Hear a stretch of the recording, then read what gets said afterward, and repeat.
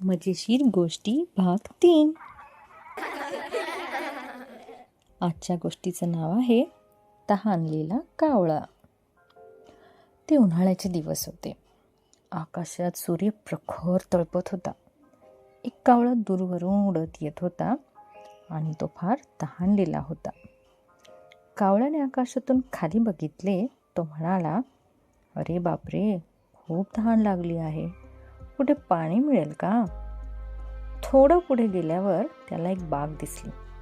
त्याने तिथे उतरायचं ठरवलं आणि उतरल्यावर बागेत त्याला एक माठ दिसला. कावळा आनंदाने म्हणाला, "माठ? कदाचित यात पाणी असेल." त्याने झपाझप माठात डोकावले, पण पाणी फार खाली होते. त्याची चोच काही माठापर्यंत पोहोचत नव्हती. कावळ्याने विचार केला, "मी हे पाणी आता कसं प्यावं?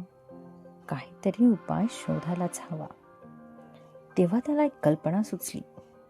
तो म्हणाला, "मी दगड टाकले तर पाणी वरती येईल." कावळ्याने आजूबाजूला पाहिले आणि दगड गोळा करायला सुरुवात केली. त्याने एक एक दगड माठात टाकायला सुरुवात केली. हळूहळू पाण्याची पातळी वर येऊ लागली आणि कावळ्याला खूप आनंद झाला. शेवटी पाणी इतकं वर आलं की कावळ्याने ते सहज प्यायले आणि त्याने आकाशात उंच झेप घेतली. यातून आपण काय शिकलो? शहाणपणा आणि चिकाटी असली तर कोणतीही अडचण सोडवता येते. शुभरात्री.